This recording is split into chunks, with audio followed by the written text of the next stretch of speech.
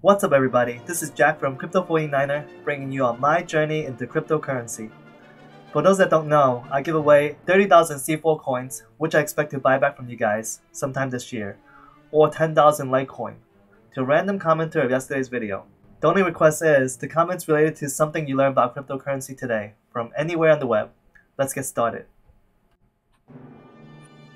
And the winner is Schnell Rakesh. Thank you for giveaway first. Second, can you tell us how to buy BLT tokens from my Ether wallet? Thanks. So I don't know what BLT token is. I'm guessing it's another ICO that came out. So I just pulled it up really quickly. So Bloom is an end-to-end protocol for identity attestation, risk assessment, and credit scoring. So it's kind of like Civic, I guess.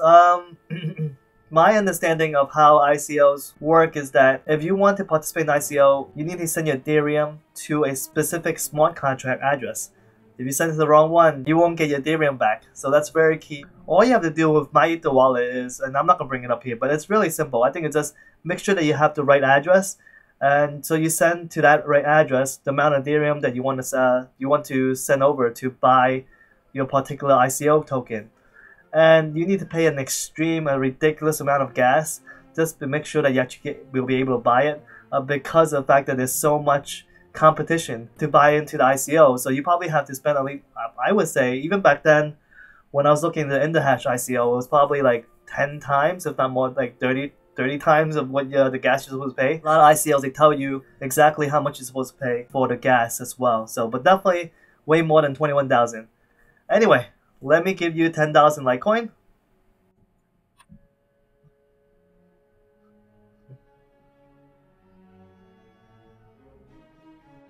Alright, congratulations, Snehal Prakesh. You got 10,000 Litecoin. On to today's topic.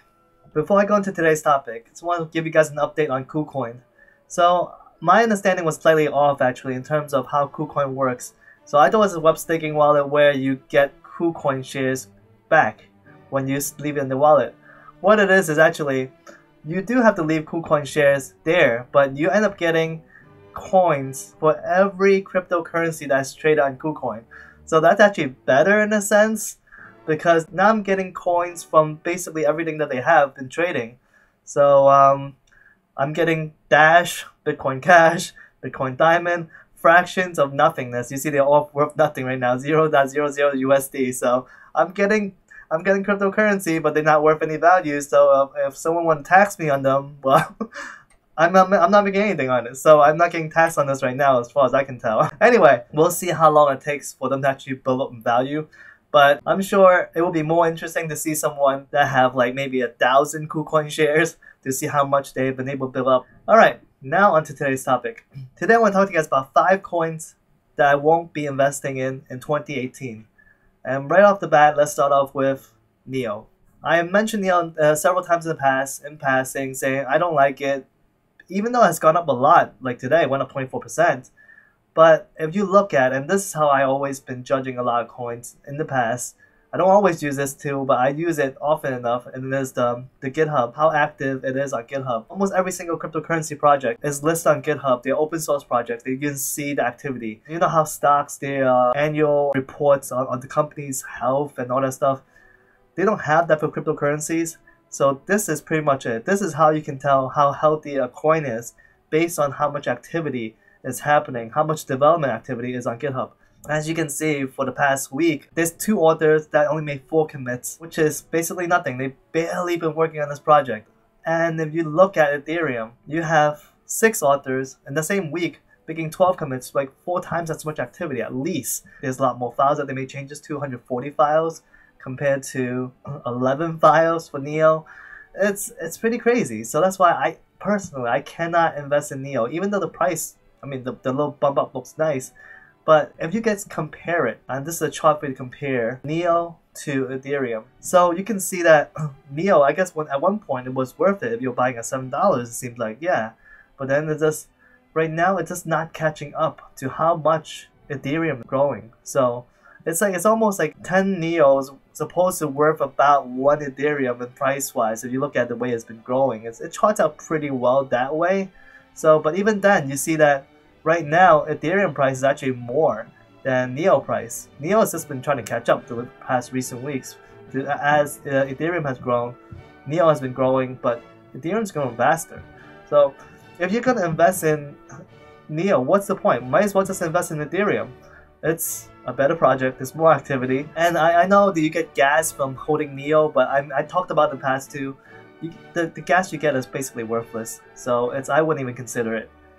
Alright, the second coin I don't plan on investing in 2018 is Dentacoin. Dentacoin has a really nice price of below 1 penny, 1/3 of 1 penny, and it dropped like 40% today. Maybe people realize that it's not really worth it. Considering how much it flew up this chart in the past 2-3 weeks. Why did it fly up so much? I mean, I really don't know. I mean, I really think it's almost like a pump and dump. As you can see, it's already falling, the price. At its peak, it was almost double that, almost 7/10 of a penny. So now it's been falling down to like half that value in the past few days. If you look at the website, first of all, what they try to do is blockchain the dental industry, which sounds ridiculous to me in my opinion, just because, at least in the United States, I mean, I know this team that created Dentacoin is not based in the United States, but in the United States there's HIPAA laws and you can't create a healthcare database on a blockchain, even though they say it's private, but it's, you know, they try to make it highly protected, so on and so forth. I don't think that's possible, not on a blockchain. I don't think, it's just not possible. So Civic doesn't do that. Civic at least stores your information on your device, and then you can give it to whoever you want to give it to, you have permission to access at that point in time. But this is actually storing your dental records on the blockchain. It's not happening.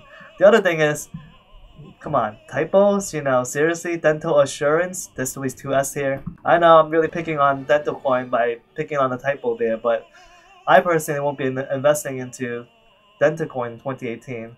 And just to give you guys a look into the activity, there's really no activity in, you know, the past week. So there's like some minor stuff that's been active, but for a project that is as new as Dentacoin, there's got to be more activity than this. So I'm not going to be investing in Dentacoin.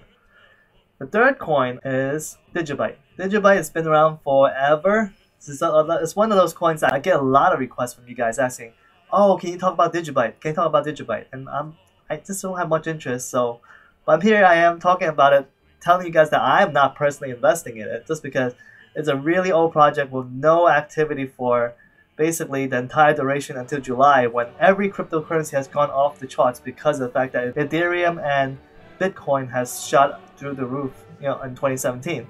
So since then, every single cryptocurrency has received a nice boost.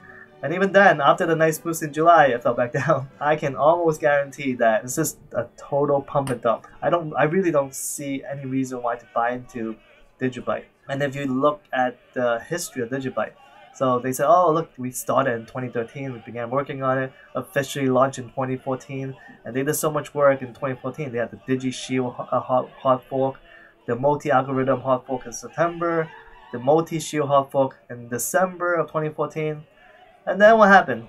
For the whole year, between December 10th of 2014 to December 4th of 2015, there was no activity on this coin. The whole entire team decided to go to sleep. You know, they decided to not work on the coin at all. And after 2015, there was no activity again until April 28th of 2017 when Segwit got activated. It's one of these coins where there's just not enough development in the coin for it to be worth your while. I mean, hey, maybe people want to invest in it, but I personally won't be. So the fourth coin that I won't be investing in 2018 is Bitcoin. So Bitcoin is another coin that's been around forever. This is actually very interesting. So July 14th is actually when CoinMarketCap started. So that's the reason why all the data goes back to 2014. So actually both Digibyte and Bitcoin actually existed before 2014. So as you saw before with the chart from Digibyte right here, you can see that they began work on 2013. The reason why you don't see any activity before that is actually because CoinMarketCap itself wasn't created until 2014. So but throughout the years, it has no activity. It wasn't worth anything much until again July 2017 when it got pumped. And it's probably going to be dumped again in a month or two. I'm expecting it. The reason why I don't like Bitcoin is that Bitcoin is a privacy coin actually. So but why is a privacy coin worthless, right? Everybody's so into privacy these days. Verge shot up through the roof, you know? So, but what's wrong with Bitcoin? Well, Bitcoin is created before Monero, but there's no development on it. The last activity was over 3 months ago when they actually did anything. Monero technically was forked from Bitcoin. That's how crazy it is. But same technology used in Monero, same technology used in Bitcoin. But Bitcoin somehow just went nowhere, and Monero went all the way over to $400 something. It shows you that development is so important, the community is so important. In the cryptocurrency world, you have to pick the right horse. Let's say you were investing in cryptocurrency back in 2014. You could have chosen Monero, or you could have chosen Bitcoin and say, oh yeah, Bitcoin's been around longer, I'm gonna choose Bitcoin. And you know what would happen? You've been broke. You would have not made any money compared to Monero, which would made you a millionaire by now, easily. Point being, even if you do make money from Bitcoin, I just don't think that it's going to go up much higher compared to Monero. Monero just have that community built behind it, backing it, supporting it, adding more technology to it. So I just don't think that that's the case for Bitcoin. Not to mention, I found a thread on Bitcoin saying that Bitcoin is dangerously unstable. So this is back in May, it's still an open issue, so they haven't even resolved it yet. The main problem is that people that are sending Bitcoin back and forth, actually they're not getting the Bitcoin. If you are thinking of investing in Bitcoin, keep that in mind. You might not even get your Bitcoin if you want to transfer into a wallet, and you might not even get it. Mainly it's because it's a syncing issue of the wallet itself, but a coin that's over 4 or 5 years old, it should have a better wallet than that. Anyway, my fifth coin that I won't be investing in 2018 is Ethereum Classic. Ethereum Classic was created in 2016 from the DAO hack. So if you want to find out more about the DAO hack, read this article, The Ether Thief. I'll include the link down below. It's very detailed, very interesting. It basically explained why Ethereum had to hard fork and created Ethereum and the Ethereum Classic. But I don't see any reason why to invest in this coin. It's like originally people think that, oh, it's like a pair to, Ethereum. So Ethereum goes up, Ethereum Classic goes up. I don't see that that's the case. It went up 6.71%. I think Ethereum went up 10% today. It's not happening. It does go up. I'm not saying it doesn't go up at all, but it's not the same as Ethereum. So there's really no reason why to invest in Ethereum Classic, other than the fact that maybe someday that someone will link it to an airdrop or something. Being that it's an IOHK project, maybe someone will airdrop Cardano for Ethereum Classic holders. Who knows? But I personally won't be investing in it just because at the minimum, Cardano is still a lot cheaper than Ethereum Classic. Anyway guys, that's my video for today. Let me know what you guys think. Like and subscribe. Hit the bell icon for post notifications. If it isn't crypto, it isn't worth mining, it isn't worth speculating. I'll see you guys tomorrow. Peace out.